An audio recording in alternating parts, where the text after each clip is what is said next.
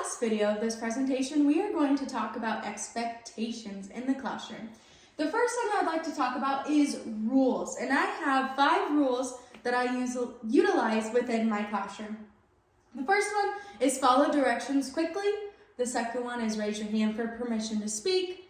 Third is raise your hand for permission to get out of your seat.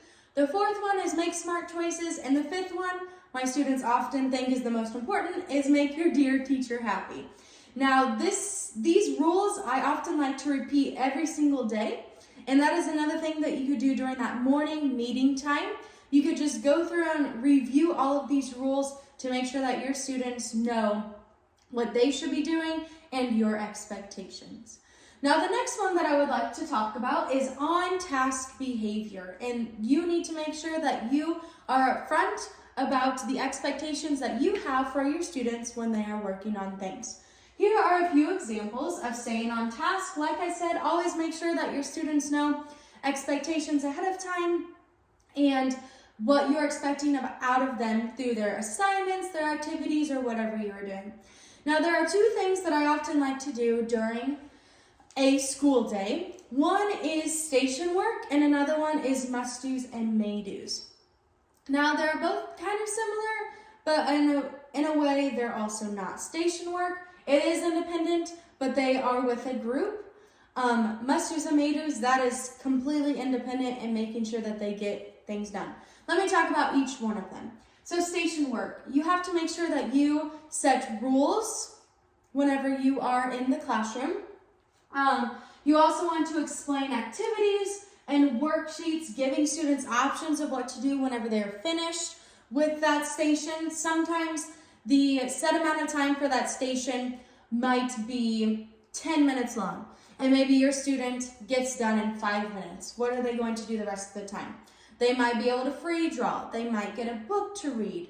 Maybe if it's math problems, they could do more math problems on the back side of the worksheet.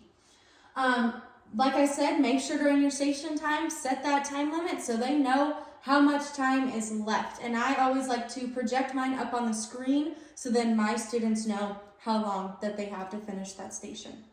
Now, another example of a task that my students might do is must-dos and may-dos. Now, a must-do is something that your students must get done during that allotted time.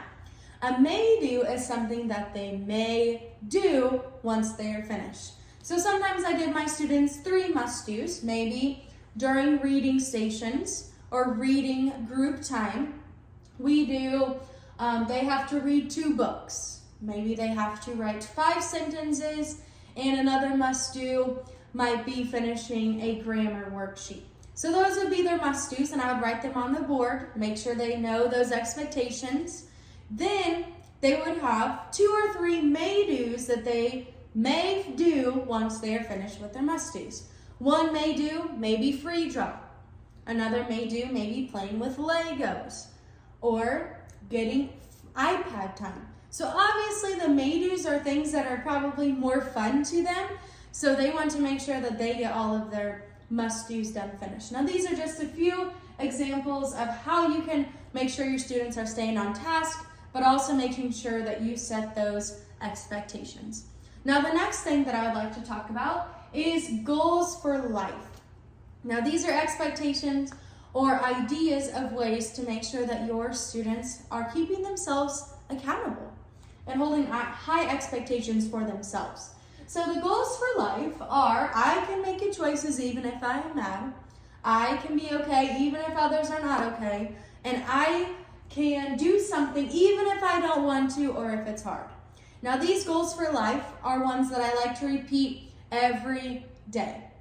Maybe in the morning, maybe in the middle of the day, and probably towards the end of the day.